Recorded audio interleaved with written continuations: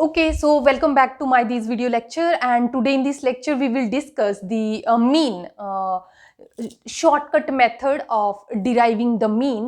हमने अपनी last video में भी डिस्कस किया था how to find out the arithmetic mean और simply we can say mean.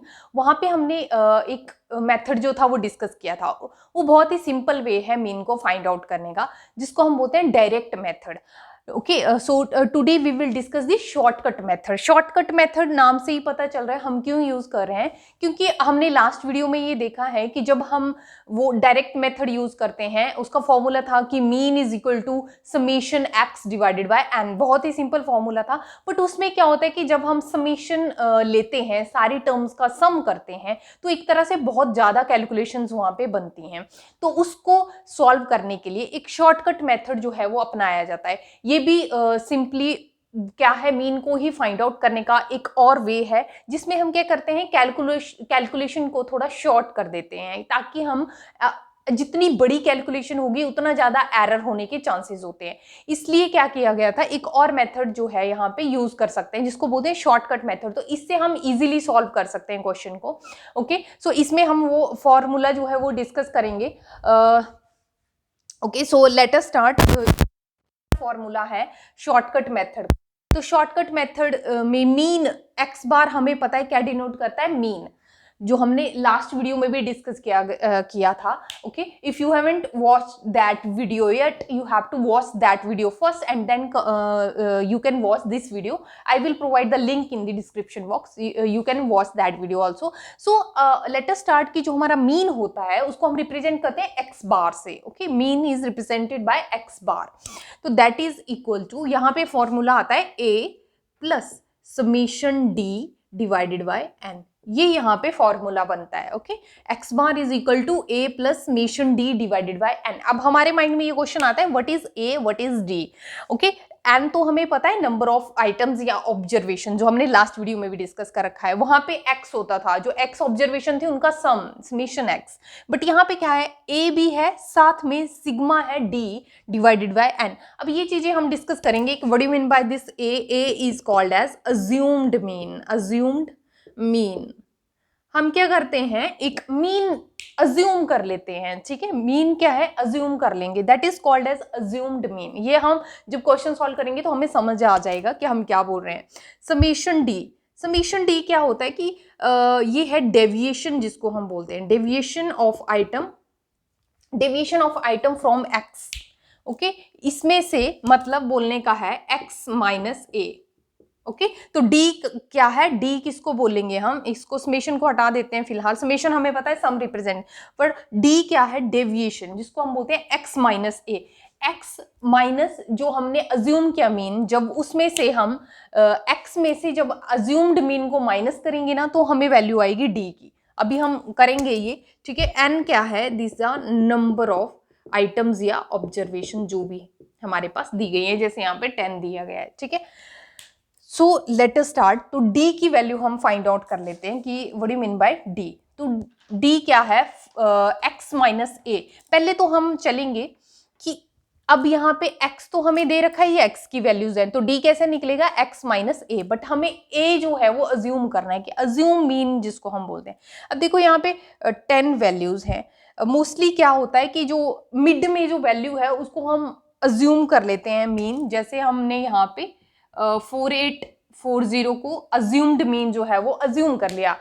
Assumptions हैं, अपनी मर्जी से हम अज्यूम कर लेते हैं. फिर बेसिकली इसका स्टेप होता है कि जैसे मान लो 10 टर्म्स दी गई हैं, तो इनमें से हम मिड जो वैल्यू है ना वो जो है पिकअप कर लेते हैं एज ए अज्यूम मीन. यहाँ पे हम 77750 भी ले सकते हैं, 4920 भी ले सकते हैं. इतना कोई ज्यादा फर्क नहीं पड़ता. बट ये देखा गया है कि हम क्या करते हैं, प्रोबेबली हम क्या करते हैं कि ये ट्राई करते हैं कि जैसे 10 है तो उसकी मिड में जो वैल्यू पड़ रही है उसको हम अज्यूम कर लेंगे as a assumed mean. Okay, तो d क्या होगा, x माइनस ए. तो अब यहाँ से d की वैल्यू फर्स्ट एम्प्लॉय के लिए अगर हम देखें तो क्या आ जाएगी, x माइनस ए. तो x क्या है, 4780 माइनस अज्यूम मीन 4840. वैसे ही सेकंड के लिए देख लेंगे, x क्या है यहाँ पे 5760, और उसमें से क्या माइनस करेंगे, a, दैट इज 4840. सिमिलरली 66 490, ये x है और a क्या है 4840, and for the fourth employee x is 7750 minus 4840, next is 4840 minus 4840, okay. क्योंकि यहाँ पे हमने इसी को ज्यूम किया हुआ है मीन, तो इसमें से जब इसको माइनस करेंगे तो ये 0 आ जाएगा। फिर नेक्स्ट x की वैल्यू है 4920, उसमें से क्या करेंगे हम अज्यूम मीन को माइनस कर लेंगे। सिमिलरली हम बाकी आइटम्स के लिए भी इसी तरह से करेंगे, okay. 7810 minus 4840, 7050 minus 4840 and 6950 minus 4840, okay. तो ये सारा जो है हमने राइट डाउन कर रखा है कैलकुलेशन। तो जब हम यहाँ से इसका माइनस करते हैं तो क्या होता है -60, ये भी हमने ध्यान रखना है यहाँ पे, प्लस या माइनस, ओके। तो यहाँ पे क्या है 4840 जो है बड़ी टर्म है, तो इसके साथ क्या है माइनस का साइन है, तो हमारा रिजल्ट क्या आएगा -60। अब यहाँ पे पॉजिटिव ही है, ठीक है, तो दैट इज 920 इसमें रह जाता है।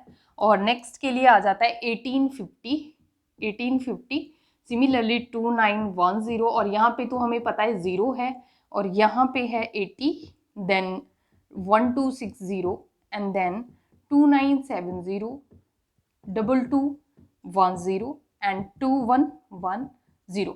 ये हमारे पास आ गई अब क्या डी की वैल्यू, क्योंकि फॉर्मूला में हमें क्या चाहिए डी की वैल्यू चाहिए, और वो भी क्या चाहिए समेशन डी। समेशन डी मतलब ये जो सारी डी की वैल्यूज हैं इनका जोड़, तो समेशन डी क्या आ जाएगा यहाँ पे, ये सारी वैल्यू हमने ऐड करनी है। अब देखो यहाँ पे ये सारी पॉजिटिव हैं, ये सारी ऐड हो जाएंगी, ठीक है, माइनस इनमें से क्या हो जाएगा 60, क्योंकि 60 भी हम ऐड ही करेंगे बट इसके साथ माइनस है, तो ये क्या हो जाएगी सब्ट्रैक्ट हो जाएगी वैल्यू। तो हमें क्या वैल्यू जो है फाइनल रह जाएगी हमारे पास 14250, ये हमारे पास नेट वैल्यू है।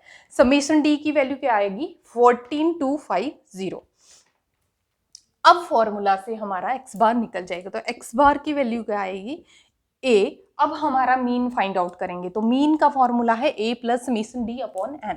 तो x बार is equal to a that is 4840 plus this summation d 14250 divided by 10, that is the value of n।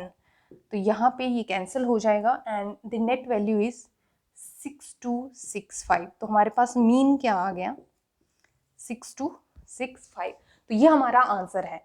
तो अगर हम देखेंगे तो लास्ट वीडियो में आप चेक कर लेना, आंसर जो है वो सेम है, इसमें भी सेम है उसमें भी सेम है। अब हमें देखने को लग रहा है कि ये थोड़ा लंबा प्रोसेस है और वो शॉर्ट है, बट फिर भी स्टिल अगर हम देखेंगे और भी आप क्वेश्चन अगर सॉल्व कर सकते हो तो करना।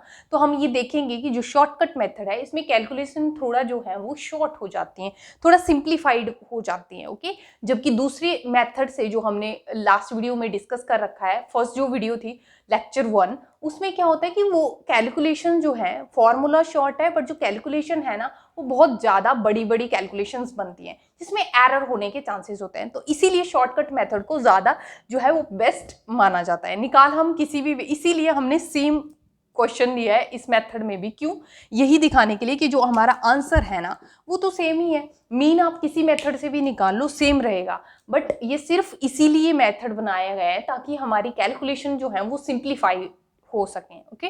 तो अगर ऑब्जेक्टिव हमारे पास पेपर है, जैसे ICMR है, CSIR है, DBT, CSIR और ICMR की बात करें तो क्वेश्चन अगर डालेंगे, ठीक है, तो ऑब्जेक्टिव रहेगा, हम किसी भी मेथड से सॉल्व करें, हमें तो सिर्फ आंसर पिक करना है, ठीक है।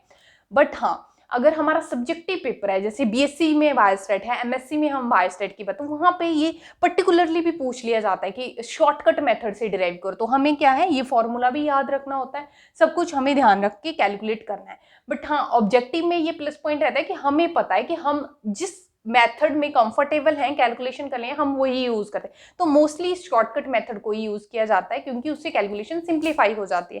तो ये मैंने यहाँ पे क्लियर कर दिया कि क्यों हम शॉर्टकट मेथड डिस्कस कर रहे हैं, ओके, कि आंसर बेशक सेम है उस मेथड से भी और इससे भी, बट जो एरर हैं जब हम कैलकुलेट करेंगे तो कई बार हम गलती करते हैं। Statistics is always based on the calculations. Okay, तो अगर हमारी कैलकुलेशन कहीं भी गड़बड़ हो गई, हमारा आंसर जो है वो गड़बड़ हो जाएगा। तो इसीलिए हम बेस्ट मेथड उसी को मानते हैं जिसमें कैलकुलेशन सिंप्लीफाई हो रही हो। ठीक है, तो शॉर्टकट मेथड को जनरली जो है वो ज़्यादा यूज किया जाता है as compare to direct method.